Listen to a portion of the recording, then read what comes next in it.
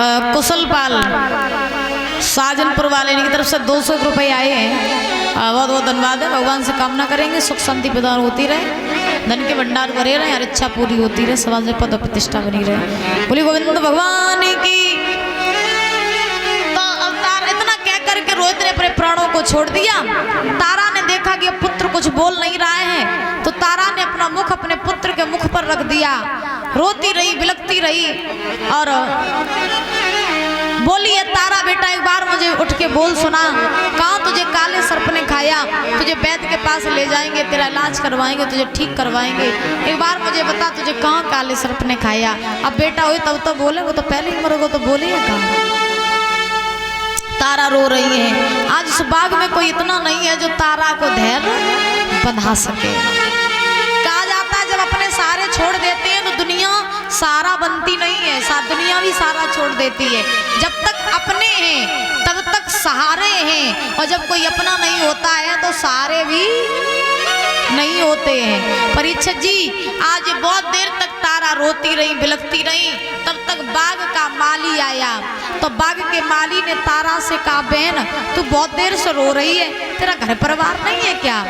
और तेरा पुत्र जो मर गया हुआ है, बहुत देर को मरो पड़ो है, अब जा इसकी मिट्टी को ले जा, दफना दे जाके। ज़्यादा देर तक लाश रखी रहेगी तो खराब हो जाएगी, तो ले जा और इसे दफना दे जाके।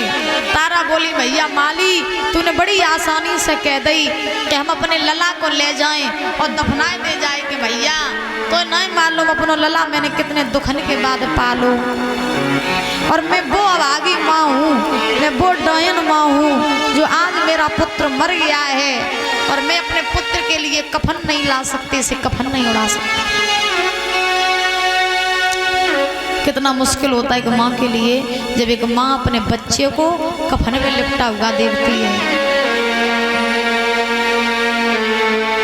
तारा बोली, मैं वो दुष्ट भागी माँ हूँ कि आज मेरा पुत्र मर गया है, मैं अपने पुत्र को कफन नहीं उड़ा सकती, और मेरे पास इतनी फूटी कौड़ी नहीं है तो आज मैं अपने पुत्र को ले जाऊं, इसका अंतिम संस्कार कर दूं। अब बहुत देर तक मैया समझाती रही खुद को, माली समझाता रहा। बहुत समय हो गया, तुम्हारी ने कहा बहन ले जाओ इसको, दफना दो जाके से।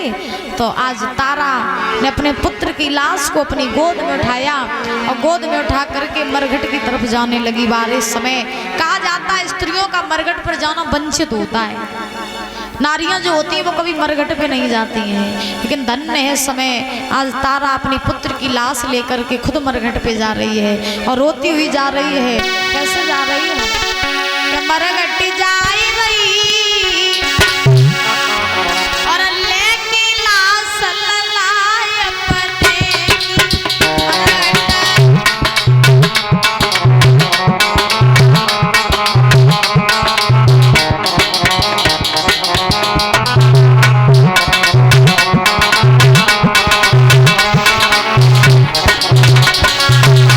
बेटा बेटा मौत पुकारे।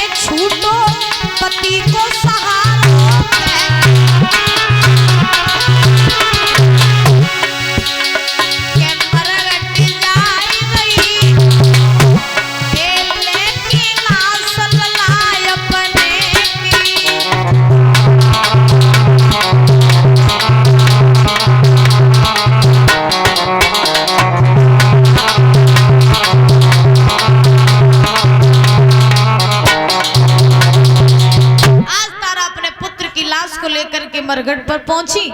उसी मरघट पर पहुंची जहाँ की रखवाली हरिश्चंद्र कर रहे थे। महाराज जैसे ही तारा पहुंची, हरिश्चंद्र ने तारा को देखा, बोले तारा तुम यहाँ क्या कर रही हो? तारा ने सारा हाल बताया, महाराज हमारा पुत्र मर गया है, इसे काले सर्प ने खा लिया है, तो हम इसे दफनाने आए हैं, आप इसका अंतिम संस्कार कर दो। हरिश्चंद्र बोले अंतिम संस्कार हम कर देंगे, लेकिन बदले में मुझे कर और कफन चाहिए। मेरे मालिक का ये आदेश है कि जब तक हम किसी से कर और कफन न ले लें तब तक किसी का दाह संस्कार नहीं करेंगे। मुझे कर कफन दे दो, हम तुम्हारे पुत्र की लाश जला देंगे। तारा बोली महाराज हमारे पास फूटी कौड़ी नहीं है, हम तुम्हें कर और कफन कहां से देंगे? फूटी कौड़ी नहीं है, इतना पैसा नहीं है जो हम अपने पुत्र के लिए कफन ला दें और उसे कफन उड़ा दें, और आप मुझसे कर भी मांग रहे और कफन भी मांग रहे हैं, कहां से देंगे हम? और ये मत भूलो कि बेटा अकेला मेरा ही नहीं बल्कि बेटा आपका भी है। हरिश्चंद्र बोले बेटा हमारा था, अब नहीं है। उसी क्षण हमने सब त्याग दिया था, जिस क्षण हम लोग बिके थे, अलग अलग हुए थे, उसी समय मेरा सब कुछ खत्म हो गया था। बेटा हमारा था, अब नहीं है, मुझे कर कफन दे दो। तारा बोली महाराज बेटा आपका है, इसका अंतिम संस्कार कर दो। हरिश्चंद्र बोले माफ करो, हम धर्म में फंसे हैं। याद करो बात दिन की, जब तुमने नदी पे मेरा जल का भरा हुआ घड़ा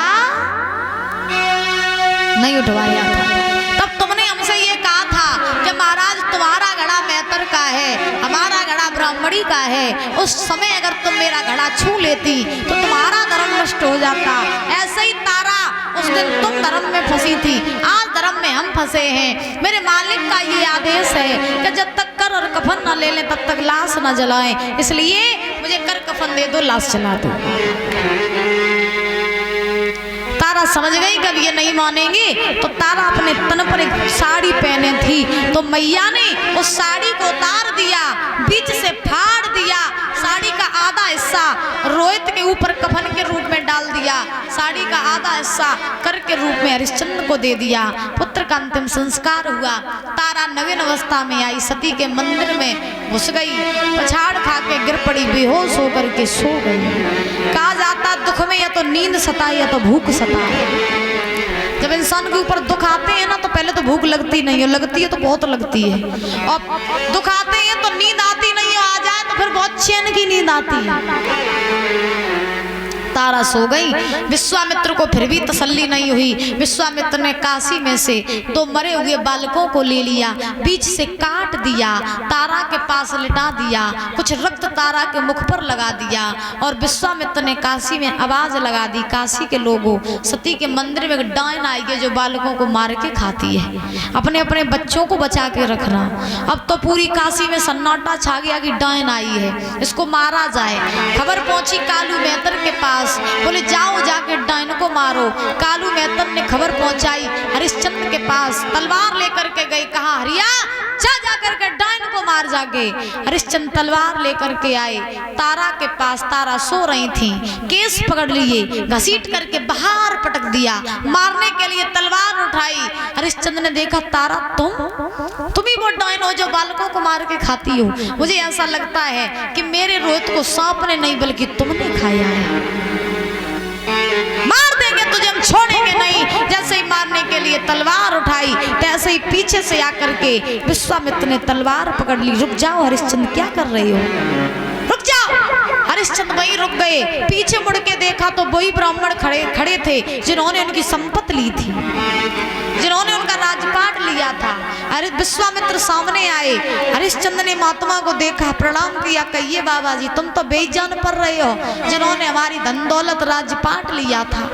विश्वामित्र बोले हाँ हम वही हैं। हरिश्चंद्र बोले धन दौलत तुमने ले ली, राजपाट तुमने छीन लिया, पत्नी पुत्र तुमने छीन लिए, अब क्या लेने आए हो? अब तो मेरे ही प्राण और बचे हैं, बताओ तो ये भी तुम्हें हम दे दें। मेरे प्राण बचे हैं, पुत्र मर गया, पत्नी को मारने जा रहे हैं, हम बचे हैं, बताओ तुम्हें मेरे भी प्राण चाहिए तो हम वो भी दे दें। विश्वामित्र मुस्कुरा करके बोले हरिश्चंद्र हमें तुमसे अब कुछ लेने के लिए नहीं बल्कि हम तो तुम्हें अब देने के लिए आए हैं, तुम्हें देने के लिए आए हैं। अब हरिश्चंद्र ने कहा महाराज क्या देने के लिए आए हो? विश्वामित्र ने कहा ये जो कुछ भी चल रहा था ये सब तुम्हारी परीक्षा चल रही थी। क्या चल रही थी? परीक्षा। जिस परीक्षा में तुम सफल हो गए हो राजन, आज तुमने बता दिया कि संसार में बने चाहे कोई, लेकिन तुम्हारे जैसा राजा ना तो कोई हुआ ना तो कोई होगा। अब आप सोचो कि अपने धर्म के पीछे जिसने अपना राज्य दे दिया, धर्म के पीछे जिसने अपनी पत्नी अपने पुत्र को बेच दिया, धर्म के पीछे अपनी पत्नी को मारने भी जा रहा है, तो उससे बड़ा हमारा धर्मवान कोई संसार में नहीं होगा। बोली बांके बिहारी लाल की। विश्वामित्र ने कहा तुम्हें देने के लिए आए हैं तुम्हारा राज्य पाठ सब कुछ। अरे हम तो जानना चाहते थे कि तुम कितने बड़े धैर्यवान हो, तुम कितने बड़े धर्मवान हो, तुम कितने बड़े निष्ठावान हो, तुम कितने बड़े दानवीर हो, हम तो ये जानना चाहते थे। लेकिन राजन वास्तव में तुमने बता दिया कि बने चाहे कोई, तुम्हारे जैसा राजा ना तो कोई हुआ ना तो कोई होगा। राजन जब तक गंगा यमुना में जल रहेगा, जब तक चांद तारे रहेंगे, जब तक पृथ्वी आकाश रहेगा, तब तक तुम्हारा नाम अमर रहेगा, इतिहास में गाया जाएगा। और तुम्हारी कथा को जो कोई भी भाव से कहेगा या सुनेगा, उसके घर में कभी दरिद्रता नहीं आएगी। दरिद्रता माने गरीबी नहीं आएगी। तो इतना कह करके आज तारा ने कहा महाराज पहले मेरे पुत्र मुझे वापस करो। देखो माँ को सब मिल रहा है, लेकिन माँ संपत्ति में राजी नहीं है, बल्कि राजी है अपने पुत्र में। तारा बोली राज्य बाद में देना, पहले मेरा बेटा, पहले बेटा दो। विश्वामित्र ने आवाज लगाई, रोहित तो दौड़ते हुए आए तारा के पास। मैया ने देखा, अपने पुत्र को छाती से लगा लिया। तीनों प्राणी आज अवध में आए। पुनः हरिश्चंद्र का राज्याभिषेक हुआ और बड़े धूमधाम से हरिश्चंद्र फिर पुनः अयोध्या के राजा बने। बोले हरिश्चंद्र महाराज